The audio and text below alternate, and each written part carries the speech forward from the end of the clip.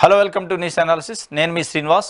ఈరోజు మన ప్రోగ్రామ్ ఆంధ్రజ్యోతి పేపర్తో స్టార్ట్ చేద్దాం. ఆంధ్రజ్యోతి పేపర్లో ప్రధానంగా ఈరోజు ఇచ్చిన ఐటమ్స్ చూద్దాం. మీపై 420 కాదు 840 కేసు పెట్టాలి. కేటీఆర్ హరీష్లపై జగ్గారెడ్డి ధ్వజం. నా టైం బాగలేక ఎన్నికల్లో ఓడిపోయా, లేదంటే అసెంబ్లీలో వాళ్ళని ఆడుకునేవాడిని. గెలికితే వాళ్ళ బండారం బయట పెడతా. సీఎం రేవంత్ రెడ్డి కష్టపడి పనిచేస్తున్నారు. 6 గ్యారెంటీల అమలుకు కృషి చేస్తున్నారు. రాష్ట్రంలో నిజమైన ప్రజాపాలన సాగుతుంది. బీజేపీ బీఆర్ఎస్ రెండు ఒక్కటే. జగ్గారెడ్డి అన్నట్లు ఒక వార్త ఆంధ్రజ్యోతి పేపర్లో నిన్న ఇచ్చారు. టీపీసీసీ వర్కింగ్ ప్రెసిడెంట్ జగ్గారెడ్డి నిన్న ప్రెస్ మీట్ పెట్టి మొన్న ఏదైతే బీఆర్ఎస్ పార్టీ 420 అని హస్తం సింబల్ పైన 420 హామీలు, మీరు 420 హామీలు ఇచ్చి చీట్ చేశారు ప్రజలను అనే విధంగా ఒక బుక్లెట్ను రిలీజ్ చేశారు బీఆర్ఎస్ పార్టీ, కేటీఆర్ ఆధ్వర్యంలో, హరీష్ రావు ఆధ్వర్యంలో. దానిపైన వారు నిన్న ఖండనిచ్చారు. దాంట్లో భాగంగా ప్రధాన వార్త ఏంటంటే, హామీల అమలుకు సంబంధించి కాంగ్రెస్పై సెక్షన్ 420 కింద చీటింగ్ కేసు పెట్టాలని కేటీఆర్ హరీష్ రావు మాట్లాడుతున్నారు కదా. అసలు హామీల అమల్లో వారు చేసిన మోసానికి, చెప్పిన దొంగ మాటలకు ఎన్ని చీటింగ్ కేసులు పెట్టాలి? 420 కాదు, కొత్త చట్టం తీసుకొచ్చి 840 కింద కేసు పెట్టాలి అని టీపీసీసీ వర్కింగ్ ప్రెసిడెంట్ తూర్పు జగ్గారెడ్డి అన్నట్లు ఒక వార్త ప్రధానంగా వచ్చింది. 420 చీటింగ్ చేశారు, 420 హామీలు ఇచ్చి మీరు ప్రజల్ని చీటింగ్ చేశారు. 100 రోజుల్లో హామీలను అమలు చేస్తామన్నారు. రైతు బంధు కానీ, రైతు రుణమాఫీకి సంబంధించి కానీ, 2 లక్షల రుణమాఫీ, అదేవిధంగా ఉద్యోగాలకు సంబంధించి కానీ మీరు చీటింగ్ చేశారు ప్రజలను అంటూ ఒక బుక్లెట్ వేశారు. బీఆర్ఎస్ పార్టీ నాయకులు కేటీఆర్ మరి హరీష్ రావు దానిపైన మాట్లాడుతూ కాంగ్రెస్ పార్టీ పైన, కాంగ్రెస్ నాయకుల పైన 420 కేసు పెట్టాలని చెప్పి మాట్లాడిన దానికి TPCC working president Jaggareddy, Sangareddy మాజీ ఎమ్మెల్యే, గడిచిన ఎన్నికల్లో చాలా స్వల్ప ఓట్ల తేడాతో ఓడిపోయిన పరిస్థితి. వారు నిన్న మీటింగ్ పెట్టి, ఎందుకంటే ఆ 420 కామెంట్ పైన కాంగ్రెస్ పార్టీ పరంగా కానీ, కాంగ్రెస్ పార్టీ వైపు నుంచి కానీ, ప్రభుత్వం వైపు నుంచి ఆ స్థాయిలో కౌంటర్ ఇచ్చిన పరిస్థితి లేదు. నిన్న వారు చాలా గట్టిగా కౌంటర్ ఇచ్చారు. మీరు చేసిన మోసాలకి, మీరు చెప్పిన మోసపు మాటలకి, 10 సంవత్సరాల్లో మీరు చేసిన ప్రజల్ని డోకా చేసిన దానికి, అది నిరుద్యోగ భృతి కావచ్చు, రైతు రుణమాఫీ కావచ్చు, 3 ఎకరాల భూమి కావచ్చు, దళిత సీఎం కావచ్చు, డబుల్ బెడ్రూమ్ ఇండ్లు కావచ్చు, అనేక రకాల మోసాలు మీరు చెప్పింది ఏది చేయలేదు. మీరు చేసిన మోసాలకి 420 సరిపోదు, 840 అనే సెక్షన్ని క్రియేట్ చేసి కేసులు పెట్టినా కానీ మీకు తక్కువే. మాతో గెలుక్కోవద్దు, గెలుక్కుంటే మీ బండారం అంతా బయట పెడతా నాకు తెలుసు అని. దురదృష్టవశాత్తు టైం బాగలేక నేను ఓడిపోయాను, కానీ నేను అదే అసెంబ్లీలో ఉంటే మీతో ఆట ఆడుకుందును అన్నట్లు కూడా చాలా హాట్గా కామెంట్ చేసిన పరిస్థితి ఇది. అంటే కాంగ్రెస్ పార్టీ వైపు నుంచి మొన్న జరిగిన అసెంబ్లీ సమావేశాల్లో కూడా బీఆర్ఎస్ పార్టీ చాలా యారగెంట్గా వ్యవహరించిన పరిస్థితి, కాంగ్రెస్ పార్టీ వైపు నుంచి ఆ స్థాయిలో కౌంటర్ ఇచ్చిన పరిస్థితి కానీ, ఆ స్థాయిలో డిఫైన్ చేసుకున్న పరిస్థితి కనిపించలేదు అనేది ప్రజల్లో ఉన్న భావన. రేవంత్ రెడ్డి గారు ముఖ్యమంత్రి కానీ, అదేవిధంగా కాంగ్రెస్ అధిష్టానం కానీ, కాంగ్రెస్ పార్టీ అధిష్టానం కానీ ఇట్లాంటి మాస్ లీడరు జగ్గారెడ్డి అంటే నాకు తెలిసి తెలుగు రాష్ట్రాల్లో మాస్ ఫాలోయింగ్ ఉన్న లీడర్ అయినా. ఇట్లాంటి లీడర్ సరే దురదృష్టవశాత్తు ఒక 4-5 వేల ఓట్ల తేడాతో ఓడిపోయినట్టుంది. ఇట్లాంటి వాళ్ళని అవసరమైతే ఎమ్మెల్సీ ఇచ్చి క్యాబినెట్లో తీసుకుంటే మీకు కూడా ప్రొటెక్టివ్గా ఉంటుంది. అంటే ప్రభుత్వాన్ని కానీ, పార్టీని కానీ డిఫైన్ చేసే అవకాశం ఉంటుంది. ఇటువంటి వాళ్ళు ఉండాలి. ఎందుకంటే చాలా బోల్డ్ పర్సన్ అయినా, చాలా కల్మషం లేకుండా మాట్లాడే పరిస్థితి ఉంటుంది. ఉన్నది ఉన్నట్లు ఘంటాపదంగా మాట్లాడే పరిస్థితి ఉంటుంది. మొహమాటం లేకుండా ముఖాన్నే చెప్పేస్తారు. ఇటువంటి వ్యక్తులు మీకుండటం వల్ల రేవంత్ రెడ్డి గారు మీకు కూడా ఒక ప్రొటెక్షన్ ఉంటుంది. ఎందుకంటే అసెంబ్లీలో వాళ్ళు ఎదురుదాడి చేసే పరిస్థితిలో బీఆర్ఎస్ పార్టీ ఉన్నప్పుడు కాంగ్రెస్ పార్టీ వైపు నుంచి ఆ స్థాయిలో మాట్లాడిన పరిస్థితి లేదు. ప్రధానికి ముఖ్యమంత్రి గారే లేచి సమాధానం చెప్పాల్సిన పరిస్థితి, డిఫైన్ చేసుకోవాల్సిన పరిస్థితి ఏర్పడదేమనే ఒక భావన మొన్న జరిగిన అసెంబ్లీ సమావేశాల్లో కనిపించింది. అవసరమైతే జగ్గారెడ్డి గారు లాంటి వ్యక్తిని, ఇటువంటి వాళ్ళని అవసరమైతే ఎమ్మెల్సీ చేసి మంత్రిగా ఉంటే అటు మండలిలో కానీ, ఇటు అసెంబ్లీలో కానీ కాంగ్రెస్ పార్టీకి, ప్రభుత్వానికి కూడా డిఫైన్ చేసుకునే అవకాశం ఉంటుంది. ఎందుకంటే చాలా మాస్ ఫాలోయింగ్ లీడరు, చాలా గట్టిగా కౌంటర్ ఇచ్చే వ్యక్తి. దట్టు మెదక్ జిల్లా నుంచి, ఉమ్మడి మెదక్ జిల్లా నుంచి వారు ఉన్నారు. ఉమ్మడి మెదక్ జిల్లా అంటే కేసీఆర్కి కానీ, హరీష్ రావుకి కానీ, వాళ్ళ ఫ్యామిలీకి అసలు టీఆర్ఎస్ పార్టీ పుట్టకే అక్కడి నుంచి కాబట్టి, సిద్దిపేట నుంచి. అక్కడ మొన్న బీఆర్ఎస్ పార్టీకి మంచి మెజారిటీ, మంచి స్థానాలు ఎక్కువ వచ్చినాయి, 7 స్థానాలు వచ్చినాయి. కాబట్టి అక్కడ మీకు పార్టీ సస్టైన్ కావాలంటే, ప్రభుత్వ పరంగా డిఫైన్ కావాలంటే ఇటువంటి వ్యక్తులు క్యాబినెట్లో ఉంటే మంచిది. వీరిని ఎమ్మెల్సీ చేసి ఇట్లాంటి వ్యక్తులను మీరు క్యాబినెట్లోకి తీసుకుంటే చాలా బాగుంటుంది. అంటే ప్రభుత్వ పరంగా కూడా అభివృద్ధి కార్యక్రమాల పరంగా కానీ, ప్రతిపక్షాలను కౌంటర్ చేసే విషయంలో కానీ, అదేవిధంగా ప్రజల దగ్గరికి మీ యొక్క స్కీములు కానీ మీ యొక్క పథకాలను చేరే విషయాలలో కానీ చాలా పగడ్బందీగా పనిచేసే అవకాశం ఉంటుంది. ఇటువంటి వ్యక్తుల్ని మీరు తీసుకుంటే మంచిగా ఉంటుంది అనేది మన సూచన. బీఆర్ఎస్లో బగ్గుమన్న వివాదాలు, పట్నం పైలట్ వర్గీయుల వాగ్వివాదం, చేవేళ్లపై సమీక్ష సందర్భంగా ఉద్రిక్త, ఇరు వర్గాలు సరిదిప్పిన హరీష్ రావు. బీఆర్ఎస్కి సంబంధించి చేవేళ్ల పార్లమెంటు స్థానానికి సంబంధించి ఎన్నికల సన్నాహక సమావేశం జరిగింది తెలంగాణ భవన్లో. దాంట్లో హరీష్ రావు ముఖ్య అతిథిగా పాల్గొన్నారు వారి ఆధ్వర్యంలో. దాంట్లో తాండూరు నియోజకవర్గానికి సంబంధించి పైలట్ రోహిత్ రెడ్డి గడిచిన ఎన్నికల్లో బీఆర్ఎస్ పార్టీ నుంచి ఓడిపోయిన పరిస్థితి. నా ఓటమికి మాజీ మంత్రి పట్నం మహేందర్ రెడ్డి కారణం అంటూ వారు అక్కడ వాగ్వివాదానికి దిగిన పరిస్థితి. వారు స్టేజి పైన మాట్లాడే అర్హత లేదు, నన్ను ఓడించారు, పట్నం మహేందర్ రెడ్డి వల్లనే నేను ఓడిపోయానని పైలట్ రోహిత్ రెడ్డి కామెంట్ చేస్తే, పైలట్ రోహిత్ రెడ్డి కామెంట్స్ని పట్నం మహేందర్ రెడ్డి వర్గీయులు చాలా తీవ్రంగా ఖండించారు, నిరసన వ్యక్తం చేశారు. ఆ రెండు వర్గాల మధ్య చాలా పెద్ద ఎత్తున గొడవ జరిగినట్లు తెలంగాణ భవన్లో నిన్న ప్రధానంగా ఒక వార్త. ఇది మరి వాస్తవంగా పట్నం మహేందర్ రెడ్డికి పైలట్ రోహిత్ రెడ్డికి గత కొద్ది కాలంగా దాదాపు 2-3 సంవత్సరాలుగా ఆయన కాంగ్రెస్ పార్టీలో గెలిచి 2018 ఎన్నికల్లో కాంగ్రెస్ పార్టీలో గెలిచిండు పైలట్ రోహిత్ రెడ్డి. తర్వాత బీఆర్ఎస్ పార్టీలో జాయిన్ అయిండు. ఆ జాయిన్ అయిన దగ్గర నుంచి అక్కడ ఓడిపోయిన పట్నం మహేందర్ రెడ్డికి కొంత ప్రాధాన్యత తగ్గింది ప్రభుత్వ పరంగా. దానిపై చాలా అసంతృప్తిగా ఉండి గడిచిన ఎన్నికల్లో అసలు కాంగ్రెస్ పార్టీలో జాయిన్ అవుతుండు అనే ఒక వాతావరణం వచ్చింది పట్నం మహేందర్ రెడ్డి. ఆ పరిస్థితుల్లో కేసీఆర్ పిలుచుకొని వారిని క్యాబినెట్లోకి తీసుకున్నారు. ఈటెల రాజేందర్ ప్లేస్ ఏదైతే ఖాళీ అయిందో క్యాబినెట్లో ఆ ప్లేస్ని భర్తీ చేయడానికి 3 నెలల ముందే ప్రభుత్వం 3 నెలల పోద్ది అనగా 3 నెలల ముందు వారిని క్యాబినెట్ మంత్రి చేశారు. అంటే బుజ్జగించారు కాంగ్రెస్ పార్టీలో పోకుండా. వారిద్దరి మధ్య పచ్చగడ్డి వేస్తే మండే పరిస్థితి ఉంది. గతంలో కూడా చాలాసార్లు వాగ్వివాదాలు లేదు. ఇప్పుడు అధికారం లేదు కాబట్టి ఇంకా స్వేచ్ఛగా మాట్లాడుకునే పరిస్థితి ఉంటుంది కాబట్టి చూడాలి ఏమవుతుందో. ఇది ఆంధ్రజ్యోతి పేపర్లో ఇంకొకటి ప్రధాన వార్త. గోదావరి కావేరీ అనుసంధానం, ఫిబ్రవరిలో సీఎంలు భేటీ. ఛత్తీస్గఢ్ వాటా నీళ్లతో అనుసంధానం, 20 ఏళ్లలో మహానది నీళ్లు తెస్తారు. ముసాయిదా డిపిఆర్ ఇప్పటికే సిద్ధం, 2 వారాల్లో రాష్ట్రాలకు తుది నివేదిక. నెలాఖరున అధికారుల సమావేశం, రాష్ట్రాల మధ్య విభేదించే అంశాలుంటే సీఎంల సమావేశంలో తుది నిర్ణయం. గోదావరి కావేరీ నదుల అనుసంధానంపై వచ్చే నెలలో ముఖ్యమంత్రుల సమావేశం జరిగే అవకాశం ఉంది.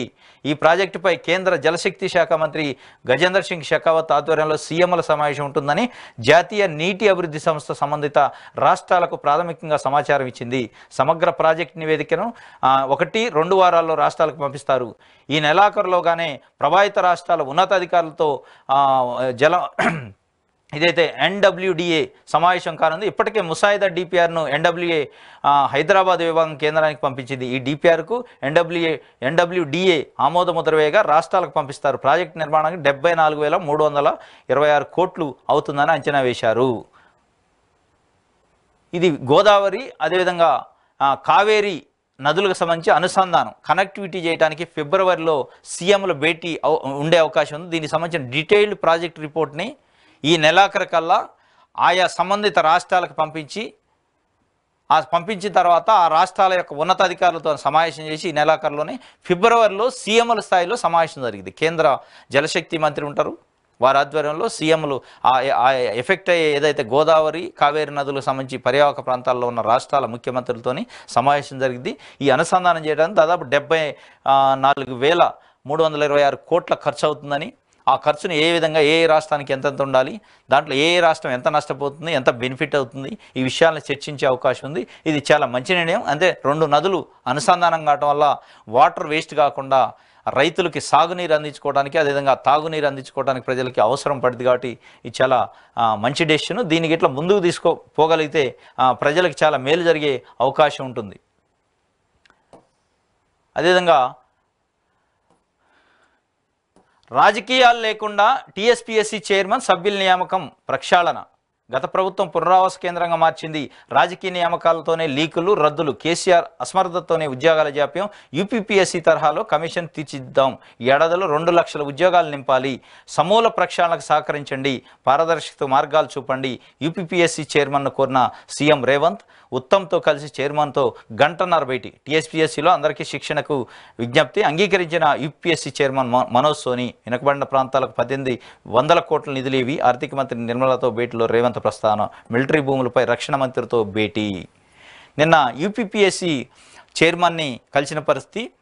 మనోజ్ సోని, అదేవిధంగా యూపీఎస్సీ సెక్రటరీ, అదేవిధంగా మన రాష్ట్రానికి సంబంధించిన శాంతి కుమార్ చీఫ్ సెక్రటరీ, ఉత్తమ్ కుమార్ రెడ్డి మంత్రి, రేవంత్ రెడ్డి ఆధ్వర్యంలో వెళ్ళి యూపీపీఎస్సీతో దాదాపు గంటన్నర సమయం వారితో గడిపి గంటన్నర సేపు సుదీర్ఘంగా చర్చించారు. టీఎస్పీఎస్సీని ప్రక్షాళన చేయాలి, యూపీపీఎస్సీ తరహాలో టీఎస్పీఎస్సీలో నియామకాలు కానీ ఆ ప్రాసెస్ మొత్తం యూపీపీఎస్సీ ఏ విధంగా అయితే నిరాటంకంగా చేస్తుందో ప్రతి సంవత్సరం time to time job calendar వేసి ఒక పోస్ట్ ఖాళీ అయింది, రిటైర్మెంట్ అయ్యారంటే ఆ పోస్ట్ని వెంటనే ఆ పోస్ట్ ఖాళీ అయ్యే టయానికి భర్తీ చేసి ఉంచే పద్ధతి అక్కడ యూపీఎస్సీలో ఉంటుంది. ఆ పద్ధతిని మాకు కూడా అడాప్ట్ చేసుకుంటాం. మీరు అవసరమైతే టీఎస్పీఎస్సీలో ఉన్న ఎంప్లాయీస్కి ట్రైనింగ్ ఇవ్వాలి, మాకు పూర్తిగా కోఆపరేట్ చేయాలి అని చెప్పి వారిని రిక్వెస్ట్ చేసిన పరిస్థితి. వారు కూడా సానుకూలంగా స్పందించినట్లు ఒక వార్త ఆంధ్రజ్యోతిలో ఇచ్చారు. అదేవిధంగా రాజకీయాలు లేకుండా టీఎస్పీఎస్సీ చైర్మన్ కానీ సభ్యులను నియామకం చేస్తాం. బీఆర్ఎస్ హయాంలో ఇది ఒక రాజకీయ పునరావాస కేంద్రంగా ఉంది, అటువంటిది మేము చేయము అన్నట్లు వారు చెప్పారు. కాకపోతే టీఎస్పీఎస్సీ ప్రక్షాళన పైన దాదాపు ప్రభుత్వం వచ్చిన దగ్గర నుంచి డిసెంబర్ 7 నుంచి ఏదో ఒక రోజు ఏదో ఒక పద్ధతిలో మీడియాలో కానీ బయట కానీ చర్చ జరుగుతుంది. ఈ ప్రక్షాళనలో మీరు యూపీపీఎస్సీ చైర్మన్ కలవచ్చు, లేదంటే ఇంకా వేరే రాష్ట్రాల పబ్లిక్ సర్వీస్ కమిషన్ని కలవచ్చు. కానీ ఇక్కడ ప్రధాన లోపం గుర్తించాల్సిన అవసరం, ఇక్కడ క్షేత్రస్థాయిలో ఎఫెక్ట్ అవుతున్న నిరుద్యోగులు కానీ, నిరుద్యోగుల పక్షాన కొన్ని వందల సంఖ్యలో హైకోర్టులో కేసులు ఫైల్ చేసిన అడ్వకేట్స్ కానీ, మిగతా విద్యావేత్తలు కానీ, ఎక్స్పర్ట్స్తోని ఇక్కడ సమావేశం పెట్టాలి మీరు ఫస్ట్. అసలు ఏ విధమైన తప్పులు గత ప్రభుత్వంలో కానీ గత కమిటీలో జరిగినాయి టీఎస్పీఎస్సీలో, గత నోటిఫికేషన్లో 2016-17 నుంచి వేసిన నోటిఫికేషన్లో ఈరోజు కూడా హైకోర్టులో కేసులు పెండింగ్లో ఉన్నాయి. ఆ కేసులు అసలు కేసులు వేయాల్సిన పరిస్థితి ఎందుకు వచ్చింది, న్యాయపరమైన చిక్కులు ఎందుకు వస్తున్నాయి అనేది ఒక మూలాల్లోకి వెళ్లాల్సిన పరిస్థితి ఉంది. మీరు ఎన్ని పబ్లిక్ సర్వీస్ కమిషన్స్కి వెళ్ళినా లేదా యూపీఎస్కి వెళ్ళినా ఇక్కడ ఉన్న మూలాలు, ఇక్కడ ఉన్న సమస్య జబ్బేందో తెలుసుకోకుండా మందు వేసే పరిస్థితి లేదు. అంటే అసలు సమస్యకే మూలం ఎక్కడుంది, ఆ మూలాన్ని కనిపెట్టాలి. ఆ మూలాన్ని కనిపెట్టాలంటే అసలు సమస్య పైన పోరాటం చేసిన అడ్వకేట్లు కానీ, ఆ సమస్య పైన పోరాటం చేసిన నిరుద్యోగులు కానీ, నిరుద్యోగ సంఘాలను పిలుచుకొని మాట్లాడాలి. ఎందుకు వస్తున్నాయి విద్యార్హత విషయంలో కానీ, ఏజ్ విషయంలో కానీ, రోస్టర్స్ విషయంలో కానీ, లోకల్ నాన్ లోకల్ విషయంలో కానీ అనేక సమస్యలు. ఒక ఉద్యోగ నోటిఫికేషన్ ఇచ్చే ముందు ఎట్లాంటి పరిశీలన, ఎట్లాంటి తర్జమా లేకుండా, ఎట్లాంటి లీగల్ ఎక్స్పర్ట్ కమిటీతో డిస్కషన్ లేకుండా ఇష్యూ చేస్తారు. నెక్స్ట్ డే హైకోర్టులో పిటిషన్, దాంతోనే అక్కడ బ్రేక్ పడుద్ది. అటువంటివి కాకుండా ఉండాలి. ఇక్కడ జరిగిన ఎఫెక్ట్ అయిన పీపుల్తో మీరు సమావేశం ఏర్పాటు చేసి దాని తర్వాత ఇంకోటి ప్రధానంగా అసలు ఇక టీఎస్పీఎస్సీలో మీరు అనుకుంటున్నట్టు 2 లక్షల ఉద్యోగాలు ఈ డిసెంబర్ కల్లా భర్తీ చేస్తాం అంటున్నారు. కానీ అక్కడ స్టాఫ్ లేరు. స్టాఫ్ను రిక్రూట్ చేయాలి, దట్టు రెగ్యులర్ స్టాఫ్ను రిక్రూట్ చేయాలి. మొత్తం అవుట్ సోర్సింగ్, కాంట్రాక్ట్ ఎంప్లాయీస్ ఉండటం వల్ల వాళ్ళకి రెస్పాన్సిబిలిటీ లేకపోవడం వల్ల పేపర్స్ అమ్ముకునే పరిస్థితి, లీకేజీకి ప్రధాన కారణంలో అది కూడా ఒకటి. టీఎస్పీఎస్సీలో 341 మంది మినిమం ఎంప్లాయీస్ ఉండాలని వీరభద్రయ్య కమిటీ అని కమిటీ వేశారు. ఆ కమిటీ చెప్పింది. కానీ ఈరోజు ఎంతమంది ఉన్నారో తెలుసా? 165 మంది మాత్రమే ఉన్నారు టీఎస్పీఎస్సీలో ఎంప్లాయీస్.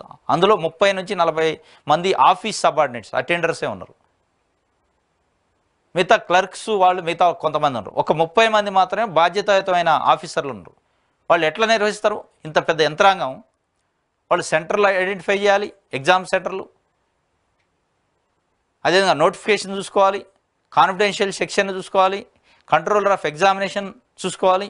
ఇవన్నీ చూసుకోవాలంటే సరైన స్టాఫ్ ఉండాలి.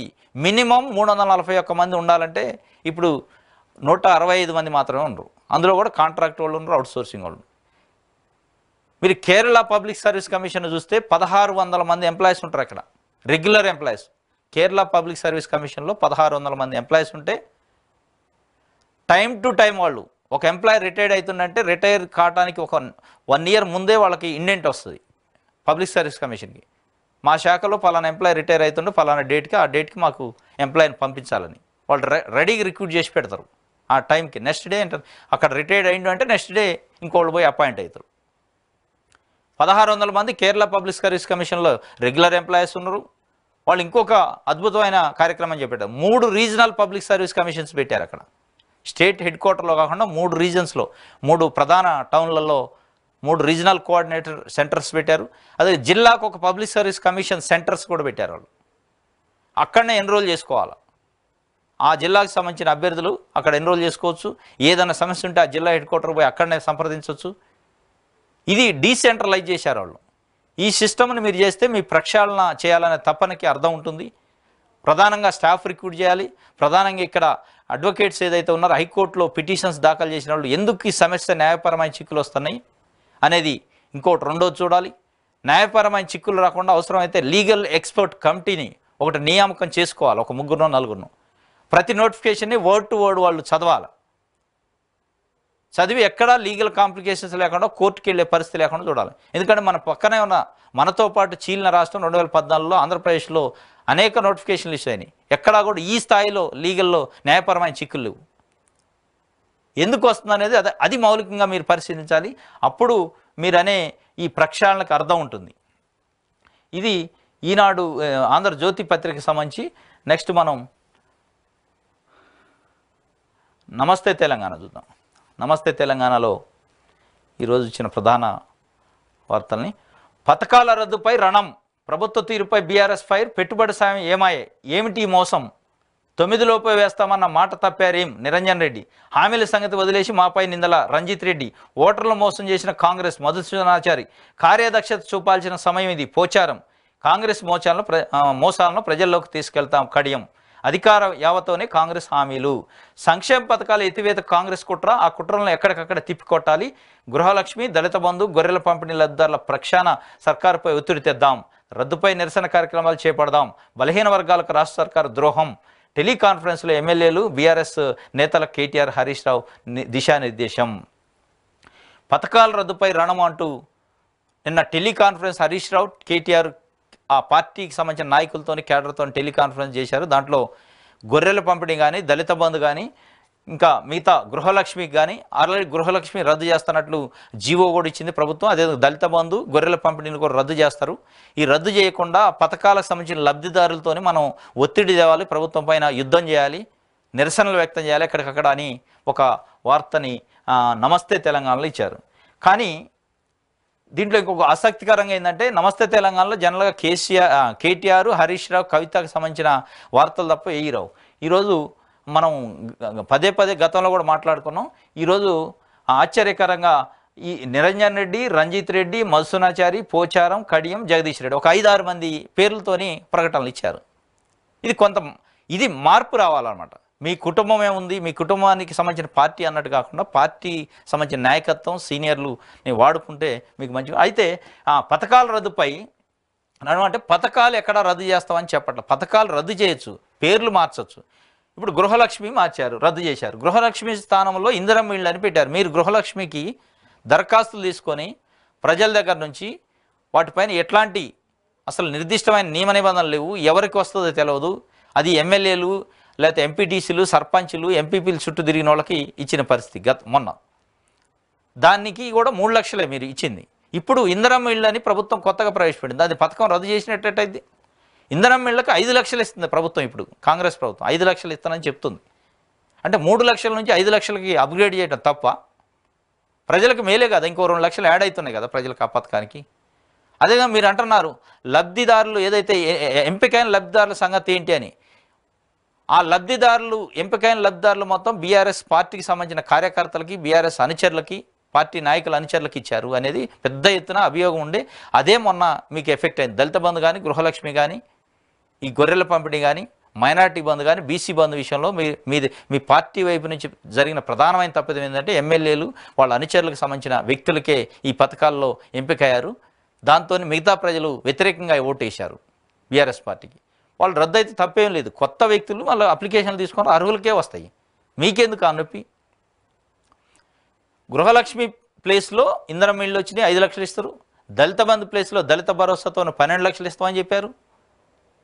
మీకు ఇబ్బంది లేదు కదా. గొర్రెల పంపిణీ విషయంలో బీఆర్ఎస్ పార్టీ పరిపాలనలో ఎంతో అన్యాయం జరిగింది. డీడీలు తీసి దాదాపు వాళ్ళు 20 నెలలు అయిందట.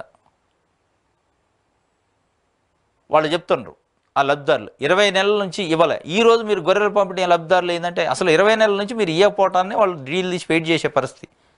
ఇప్పుడు ఆ పథకం రద్దు గిట్లా అయితే ఆ యొక్క పాపాన్ని మీరే మూట కట్టుకుంటారు. ఎందుకంటే మీరు ఇచ్చి ఉండాల్సింది కదా, 20 నెలల్లో గొర్రెల పంపిణీ చేసి ఉండాల్సింది కదా. కాబట్టి పథకాలు రద్దు అయితే నేను ఒక గోబెల్స్ ప్రచారం చేసే ప్రయత్నం చేయడం, పథకాలు రద్దు కావట్లేదు. రైతు బంధు ప్లేస్లో రైతు భరోసా వచ్చింది, దళిత బంధు ప్లేస్లో దళిత భరోసా వచ్చింది, గృహలక్ష్మి ప్లేస్లో ఇందిరమ్మ ఇళ్ళు వచ్చినాయి. ఇటువంటి అన్నీ ఉన్నాయి, ఇబ్బంది లేదు. మీరు లేనిది ప్రజల్లో కన్ఫ్యూజను క్రియేట్ చేసి చేయటం తప్ప ఏం లేదు. ఇంకోటి, తెలంగాణ ఇల్లు భగీరథ నీళ్లు అని ఇచ్చారు. ప్రతి ఇంటికి శుద్ధి చేసిన నల్లా నీరు, 53 లక్షల కుటుంబాలకు శుద్ధ జలం అధికారికంగా వెల్లడించిన కేంద్రం, పైసా విధిల్చిన మోదీ సర్కార్, అయినా మిషన్ భగీరథ పూర్తి. ఇది కేసీఆర్ సర్కార్ ఘనత అంటూ నమస్తే తెలంగాణ తప్ప ఏ పేపర్లో రాలి ఈ వార్త. కేంద్ర ప్రభుత్వం నిన్న ప్రకటించినట్లు తెలంగాణలో 100కు 100% నల్లా నీళ్లు ప్రతి ఇంటికి వస్తున్నాయి అన్నట్లు ఇచ్చినట్లు ఇక్కడ రాశారు. కానీ ఏ పత్రికలో రాయాలి? 53 లక్షల కుటుంబాలకు శుద్ధ జలం అన్నారు. ప్యూరిఫైడ్ వాటర్ 53 లక్షల కుటుంబాలకు వస్తున్నాయని ఇక్కడ రాశారు. కానీ మన రాష్ట్రంలో ఉన్నది 75 లక్షల కుటుంబాలు ఉన్నాయి. మనకున్న రేషన్ కార్డ్స్ ప్రకారం 91 లక్ష రేషన్ కార్డ్స్ ఉన్నాయి. ఒక రేషన్ కార్డు ఒక కుటుంబంతో లెక్క. 91 లక్ష కుటుంబాల్లో 53 లక్షలు వస్తే 100% అయినట్లా? మీరు ఈ తప్పుడు వార్తలు రాయటం వల్ల ప్రజల్లో పలసనయ్యే పరిస్థితి ఉంటుంది. ఎస్, మిషన్ భగీరథ వల్ల కొన్ని ప్రాంతాలకు కొత్తగా నీరు వచ్చిన మాట వాస్తవం, అది చెప్పండి. కానీ మెజారిటీ ఏరియాస్కి ఇంకా కొన్ని రాని ఉన్నాయి, కొంత ప్రాంతానికి వచ్చిన మాట వాస్తవం.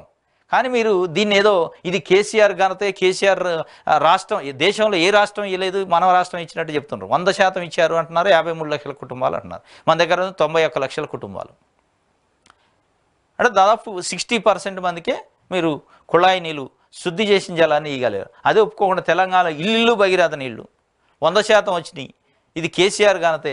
ఎందుకు అట్లా చెప్పుకోవటం? మీరు 53 లక్షల ఫిగర్ అని రాశారు. ఇది నమస్తే తెలంగాణకు సంబంధించి ఈరోజు వచ్చిన వార్తలు. అదేవిధంగా మనం వెలుగు పేపర్లో ఉన్న ఐటమ్స్ చూద్దాం. సేమ్ యూపీపీఎస్సీ తరహాలో టీఎస్పీఎస్సీ కమిషన్ ప్రక్షాళన చేస్తాం. సీఎం రేవంత్ రెడ్డి డిసెంబర్ నాటికి 2 లక్షల ఉద్యోగాలు భర్తీ చేస్తామని వెల్లడి. ఢిల్లీలో యూపీపీఎస్సీ చైర్మన్ మనోజ్ సోనీతో భేటీ. ఈ ప్రక్షాళన కోసం మనోజ్ సోనీని కలిశారు. సిబ్బందికి కూడా శిక్షణ ఇస్తామని. ఇంకోటి ప్రధానంగా వెలుగు పత్రికలో డిఎస్సికి సర్కార్ కసరత్తు, 11,000 పోస్టులు భర్తీ చేసే ఛాన్సు, డిఈఓల నుంచి మరోసారి టీచర్ డేటా సేకరణ, గత నోటిఫికేషన్కు మరిన్ని పోస్టులు యాడు. రాష్ట్రంలో డిఎస్సి నిర్వహణకు ప్రాసెస్ మొదలైంది. ఖాళీగా ఉన్న మొత్తం టీచర్ పోస్టుల వివరాలను స్కూల్ ఎడ్యుకేషన్ అధికారులు మరోసారి సేకరిస్తున్నారు. జిల్లాల వారీగా ఏ పోస్టులు ఖాళీగా ఉన్నాయో డేటా ఇవ్వాలని డిఈఓలకు ఉన్నతాధికారుల నుంచి ఆదేశాలు అందినట్లు, గతంలో నోటిఫికేషన్లు ఇచ్చిన పోస్టులకు డబుల్ ఉండేలా సర్కారు చర్యలు తీసుకుంటున్నట్టు తెలుస్తుంది. ఇటీవల సీఎం రేవంత్ రెడ్డి విద్యాశాఖ రివ్యూలో డిఎస్సి నిర్వహణపై చర్చించారు. ఎంతమంది పిల్లలున్నా సర్కారు బళ్లను నడపాల్సిందేనని విద్యాశాఖ ఆఫీసర్లకు ఆదేశాలు ఇచ్చారు. ఇందుకు అవసరమైన టీచర్లు కోసం మెగా డిఎస్సి నిర్వహించాలని, దీనికి సంబంధించిన కసరత్తు ప్రారంభించాలని గతంలో జరిగిన రివ్యూలో ముఖ్యమంత్రి రేవంత్ రెడ్డి చెప్పిన పరిస్థితి. దానికి అనుగుణంగా ఎడ్యుకేషన్ డైరెక్టర్ ఆఫీస్ నుంచి నిన్న అన్ని డిఓలకి ఆదేశాలు వెళ్ళినాయట. మీ జిల్లాలలో ఏ పోస్టులు ఎన్నెన్ని ఖాళీలు ఉన్నాయి ఆ వివరాలన్న డేటా పంపించాలి. గతంలో మనం ఇచ్చిన పోస్టులకు డబుల్ ఉండాల్సిన పరిస్థితి ఉంది.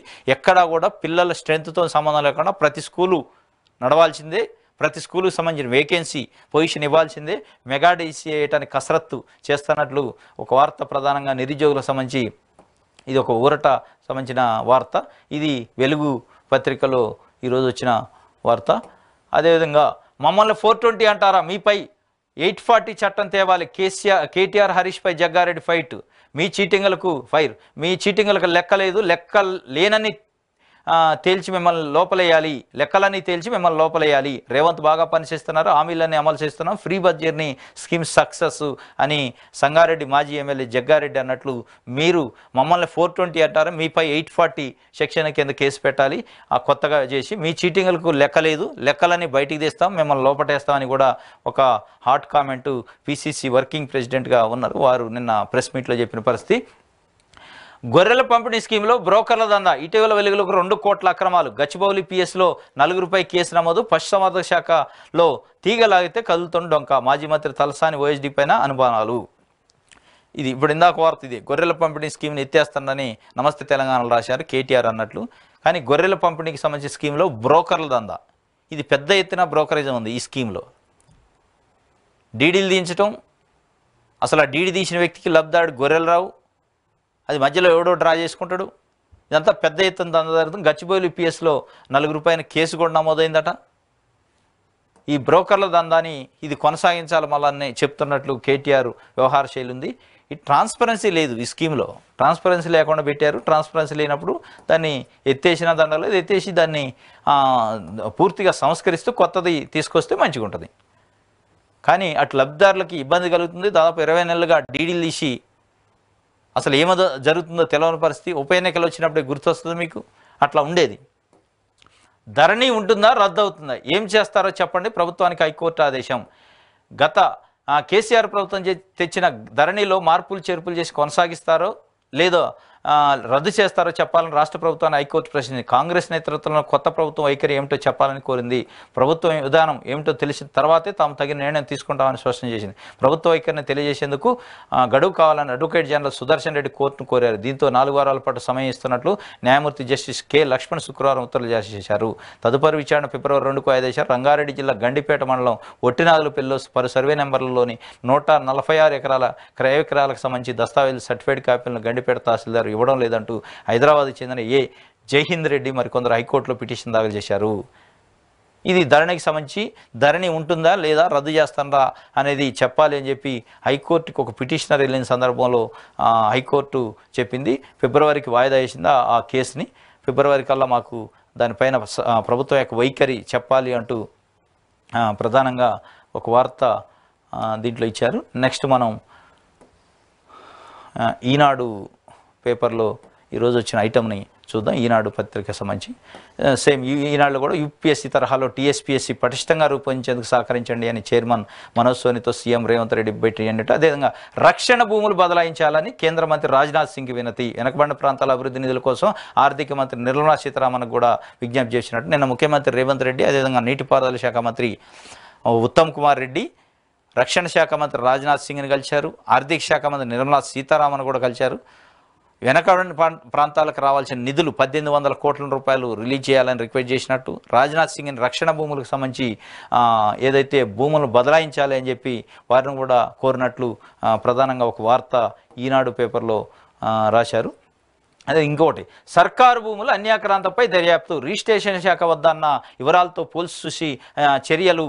ధరణి పోర్టల్లోని వివరాలు వెలికితీస్తున్న ప్రభుత్వం. ప్రభుత్వ భూములు భారీగా చేతులు మారడంతో పాటు పెద్ద ఎత్తున అక్రమాలు జరిగాయని భావిస్తున్న రాష్ట్ర సర్కార్ దీనిపై మరింత లోతుగా అధ్యయనం చేయాలని నిర్ణయించినట్టు తెలిసింది.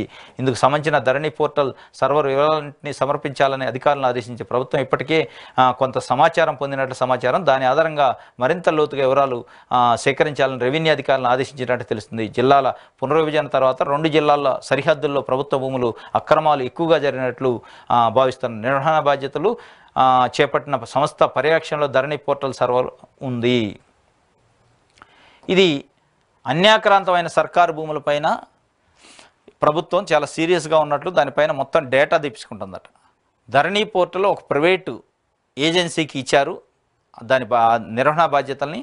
ఆ ప్రైవేట్ ఏజెన్సీ చేతిలో ఆ ధరణి పోర్టల్ ఉండటం వల్ల ప్రభుత్వ భూములు అనేక వందల ఎకరాలు అన్యాక్రాంతమైనట్లు, ప్రైవేటు వ్యక్తుల పేర్ల మీదకి మారినట్లు ప్రభుత్వం దగ్గర డేటా ఉంది. ఆ డేటాని మొత్తాన్ని కూడా వెలికి తీసి, ఎందుకంటే ధరణి పోర్టల్ ప్రైవేట్ వ్యక్తి చేతిలో ఉంది కాబట్టి వీళ్ళు ఇప్పుడు ప్రభుత్వం ఏం చేస్తుందంటే registration stamps and registration department వద్ద కొంత డేటా ఉంటుంది. అది ప్రైవేట్ వ్యక్తుల చేతిలో లేదు దాని సర్వరు. కాబట్టి అక్కడి నుంచి తెప్పించుకుంటున్నారు. అక్కడి నుంచి ఏ విధంగా తెప్పించుకుంటారంటే 22A అనే ఒక సెక్షన్ ఉంటుంది. 22A సెక్షన్ కింద నిషేధిత జాబితా ఏదైతే అసైన్డ్ భూములు కానీ, దేవాదాయ భూములు కానీ, వక్ఫ్ బోర్డు భూములు కానీ, భూదాన్ భూములు కానీ, పోరంబోకు భూములు కానీ, ప్రభుత్వ భూములు కానీ, బంజరు భూములు కానీ, ఈ అన్నిటి కూడా 22Aలో పెడతారు. అంటే ప్రొహిబిటెడ్. వాటిని ట్రాన్స్ఫర్ చేయడానికి ఎట్టి పరిస్థితుల్లో అవకాశం ఉండదు. వాటిని 22Aలో పెట్టిందని ధరణి వెబ్సైట్ వచ్చిన తర్వాత కొంత ప్రైవేటు వెబ్సైట్, ప్రైవేటు వ్యక్తుల చేతిలో ఆ వెబ్సైట్ ఆ సర్వర్ ఉండటం వల్ల దాన్ని ఈజీగా లాగిన్ అయ్యి తొలగించుకొని ప్రైవేటు వ్యక్తులకి కొన్నిసార్లు మార్చారు ఈ హైదరాబాద్ పరిసర ప్రాంతాల్లో. ఇదే same data stamps and registration department SROలలో ఉంటుంది, సబ్ రిజిస్ట్రేషన్ ఆఫీసులలో. ఈ 22A కింద ఏదైతే నిషేధిత జాబితాలో ఉన్న భూములకు సంబంధించిన డేటా అంతా అక్కడ ఉంటుంది కాబట్టి అక్కడి నుంచి తెప్పించుకుంటుంది ఇప్పుడు ప్రభుత్వం. గతంలో 22A కింద ఏ భూములు ఉన్నాయి, ఏ సర్వే నెంబర్లు ఏ గ్రామాల్లో ఉన్నాయి అనేది తెప్పించుకొని అవి దీంతో సరిపోల్చుకుంటే ఇక్కడ ఏ మారినాయి, అన్యాక్రాంతం అయిన ఎన్ని ఎకరాలు, ఎక్కడెక్కడ అయినాయి, ఎవరి పేర్ల మీద పోయినాయో తెలుస్తుంది. దానిపైన దర్యాప్తు చేయటం వల్ల అన్యాక్రాంతమైన భూములను మళ్ళీ రికవరీ చేయడానికి అవకాశం ఉంటుంది. ఇది చాలా మంచి నిర్ణయం. ఎందుకంటే ఎవరైతే దొంగల పాలు అయినాయో ప్రభుత్వ భూములు, ఆ దొంగల పాలు అయిన భూముల మొత్తాన్ని ఆ దొంగల నుంచి రికవరీ చేసి ప్రభుత్వం యొక్క హోల్డ్లోకి తెచ్చుకోవాల్సిన పరిస్థితి ఉంది. ఈ రికార్డుల పరంగానే కాకుండా కబ్జాలో కూడా ప్రభుత్వం దాన్ని తీసుకోవాలి. ప్రభుత్వ యంత్రాంగాన్ని ఉపయోగించి ఎవరెవరైతే కబ్జాలో ఉన్నారో వాళ్ళందరూ ఖాళీ చేయించాలి. ఇది పెద్ద ద్రోహం. ఎందుకంటే ప్రభుత్వానికి సంబంధించిన వందల ఎకరాల భూములను, వేల కోట్ల విలువ చేసే భూముల్ని కబ్జాలు చేసి ప్రైవేటు వ్యక్తులు దాన్ని తీసుకునేటట్టు గత ప్రభుత్వం ప్రోత్సహించింది. ఆ ప్రోత్సహించిన వ్యక్తులు వ్యవస్థలపైన కూడా చర్యలు తీసుకుంటే మళ్ళీ భవిష్యత్తులో అట్లాంటి జరగకుండా ఉంటుంది. ఆ 22A జాబితా మొత్తం తీసుకోవాలి. అది కూడా పబ్లిక్ డొమైన్లో పెట్టాలి. మీరు పబ్లిక్ డొమైన్లో పెట్టి 22A జాబితాలో ఉన్న ఎన్ని భూముల్ని ఎవరెవరు కబ్జా చేశారనే విషయాన్ని బయటకు ప్రజలకు తెలియజేయాలి. ప్రజలకు సంబంధించిన ఇష్యూ కాబట్టి ఇది అన్యాక్రాంతమైన భూములపై దర్యాప్తు అంటూ సర్కారు భూముల గురించి ఒకటి వచ్చింది. హైకోర్టు నూతన భవనానికి 100 ఎకరాలు వ్యవసాయ ఉద్యాన విశ్వవిద్యాలయం భూమి కేటాయింపు సర్కారు ఉత్తర్వులు ఈ నెలలోనే శంకుస్థాపనకు అవకాశం. హైకోర్టు, రాష్ట్ర హైకోర్టు ఇప్పుడు అఫ్జల్గంజ్లో ఉంది. అది చాలా విరుగ్గా ఉంది. కాబట్టి రాజేంద్ర నగర్లోని వ్యవసాయ విశ్వవిద్యాలయానికి సంబంధించిన భూమి 2500 ఎకరాలు ప్రభుత్వ భూమి ఉంది అక్కడ. దాంట్లో ఒక 100 ఎకరాలు ఈ హైకోర్టు కోసం కేటాయించినట్టు నిన్న ప్రభుత్వం ఒక జీవోని రిలీజ్ చేసింది. ఆ 100 ఎకరాలకి వాళ్ళు బౌండరీస్ ఏర్పాటు చేసుకొని ఈ నెలలోనే శంకుస్థాపన కూడా ఉండే అవకాశం ఉంది కొత్త హైకోర్టు భవనానికి సంబంధించి. ఇది చాలా మంచి పరిణామం. ఎందుకంటే హైకోర్టులో చాలా ఇబ్బంది పడే పరిస్థితి ఉంది. అదేవిధంగా మొన్న మెట్రో 2వ దశ దాంట్లో ఈ హైకోర్టు కూడా ప్లాన్ చేశారు. అఫ్జల్గంజ్ ఎల్బీ నగర్ నుంచి హైకోర్టుకి చేరుకోవడానికి మెట్రో లైన్ వేస్తున్నట్టు కూడా ఈ రెండు చాలా మంచి నిర్ణయాలు ప్రభుత్వానికి సంబంధించి. సంక్రాంతికి 4484 ప్రత్యేక బస్సులు, వాటిలోనూ మహిళలకు ఉచిత ప్రయాణం టీఎస్ఆర్టీసీ నిర్ణయం. సంక్రాంతి పండుగకు సంబంధించి బస్సులలో పెద్ద ఎత్తున రద్దీ ఉండే అవకాశం ఉంది. ఇప్పటికే బస్సులు ఫ్రీగా మహిళలకి ఉచితంగా ప్రయాణం ఇవ్వటం వల్ల చాలా రద్దీగా ఉంది. ఈ బస్సులతో సంక్రాంతి పండుగ సందర్భంలో ఇంకా ఎక్కువ మంది ఊర్లకి, హైదరాబాద్ నుంచి కానీ టౌన్ల నుంచి ఊర్లకు వెళ్ళే అవకాశం ఉంటుంది. కాబట్టి కొంత అనుమానాలు వ్యక్తం చేశారు. సంక్రాంతి పండగకి ఫ్రీగా ఇవ్వకపోవచ్చు, పైసలు వసూలు చేస్తారు, బస్ ఛార్జీలు అనుకున్నారు. కానీ నిన్న ఎండి సజ్జనార్, ఆర్టీసీ ఎండి సజ్జనార్ స్పష్టంగా చెప్పారు, సంక్రాంతికి కూడా ఎట్లాంటి వసూలు చేయం, మహిళల దగ్గర నుంచి ఛార్జెస్. అదే కాకుండా 4484 కొత్తగా అంటే స్పెషల్ బస్సులను కూడా మేము ఆ పండగ సందర్భంలో 1 వీక్ ఏర్పాటు చేస్తున్నాం, మీకు ఎట్లాంటి ఇబ్బంది లేదని ఒక భరోసా ఇచ్చిన పరిస్థితి. మహిళలు దీన్ని దృష్టిలో పెట్టుకొని ఎట్లాంటి ఆందోళన లేకుండా, కంగారు లేకుండా ప్రయాణం చేయాల్సిన అవసరం ఉంటుంది. ఇది ఈనాడు పత్రికలో ఇచ్చిన వార్తలు. ఇంకోటి ప్రధానంగా రైతులకు సంబంధించి ఈనాడు పత్రికలు ఏదో ప్రధానమైన వార్త వచ్చింది. పేరుకే జెండా పాట, రైతుకు కన్నీటి ఊట. ఖమ్మం మార్కెట్లో మిర్చి వ్యాపారుల మాయాజలం. సీజన్ ఆరంభంలో ఖమ్మం మిర్చి మార్కెట్లో రైతులకు దగా పడుతున్నారు. పంట వేసిన తొలినాళ్లలో ఆశించిన వర్షాలు లేక ఆ తర్వాత తెగుళ్ల దెబ్బతో కుదేలయ్యారు. తీరా పంట చేతికొచ్చే సమయంలో మిగ్జామ్ తుఫాను నట్టేటం వచ్చింది. వాతావరణం అనుకూలించి ఉంటే ఎకరాకు 30 క్వింటాల దిగుబడి వచ్చేది. ప్రతికూల పరిస్థితులతో ఈసారి 10 క్వింటాళ్లకు మించలేదు. పైగా పెట్టుబడి 3 రెట్లు పెరిగింది. వ్యయ ప్రయాసాలు కోర్చి చేతికొచ్చిన కొద్దిపాటి పంటను అమ్ముకునేందుకు ఖమ్మం మార్కెట్కి వస్తే ధరల మాయాజాలంలో వ్యాపారులు నిండా ముంచుతున్నారు అని రైతులు ఆవేదన వ్యక్తం చేసినట్లు ప్రధానంగా ఒక వార్త. దీనికి సంబంధించి కంటిన్యూషన్ 6వ పేజీలో ఉంది, దాన్ని కూడా చూద్దాం. ఇది రైతులకు సంబంధించింది కాబట్టి ఇది చాలా ఇంపార్టెంట్.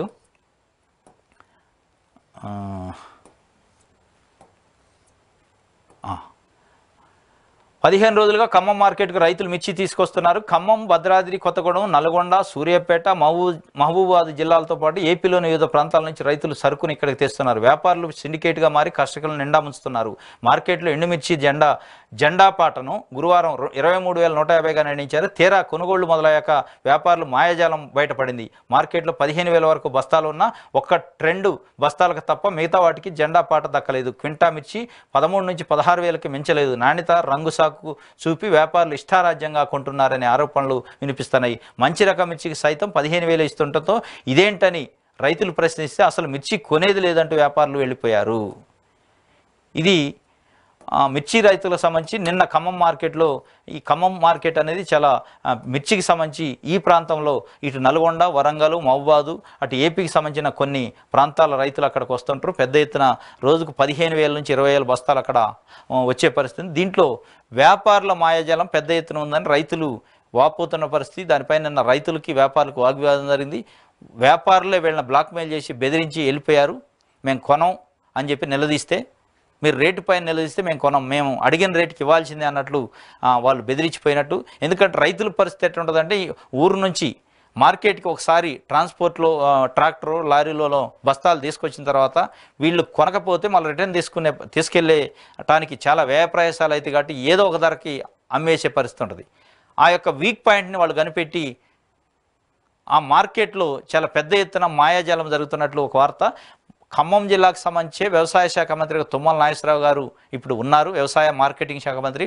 వారికి కూడా నిన్న అక్కడ రైతులు విజ్ఞప్తి చేసిన పరిస్థితి, దీనిపైన దృష్టి పెట్టండి, ఈ సమస్యను పరిష్కరించండి, రైతుల యొక్క కన్నీటి గాథను గమనించండి అని చెప్పారు.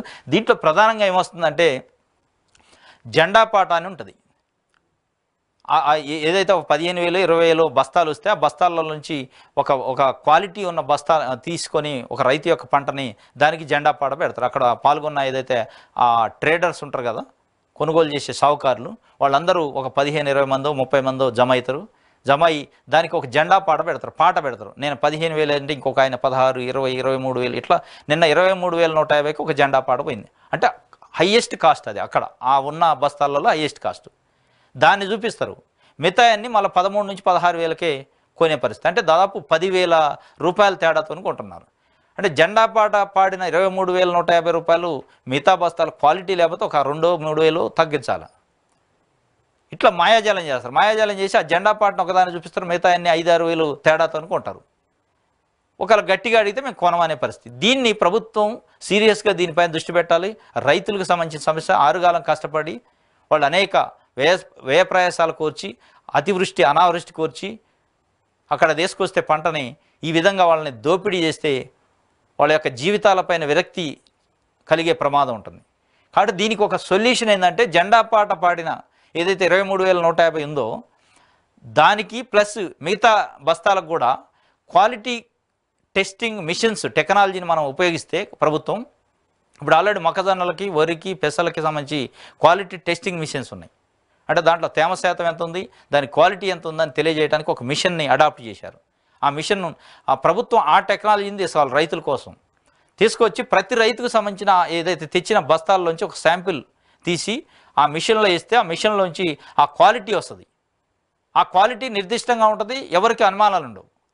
దాన్ని బేస్ చేసుకొని రేట్ని డిసైడ్ చేయాలి తప్ప జెండా పాడబడిన ఆ యొక్క ఆ క్వాలిటీ దానికి ఏదైతే ఆ బల్క్ ఉన్నదానికి దాంట్లో శాంపిల్కి ఎంత వచ్చిందో దాంట్లో 100% ఉందనుకోండి, సపోజు 100%కి ఆ రేట్ అయినప్పుడు మిగతా రైతులతో 90, 80, 70 ఆ రైతు ఆ పంటను బట్టి ఆ క్వాలిటీ శాతం వస్తుంది. ఆ శాతాన్ని బట్టి దీనికి క్యాల్కులేట్ చేసుకొని ప్రపోర్షనేట్గా ధర ఇస్తే రైతులకు నష్టపోయే పరిస్థితి ఉండదు, ఈ అనుమానాలు ఉండదు, ఈ మాయాజాలం ఉండదు.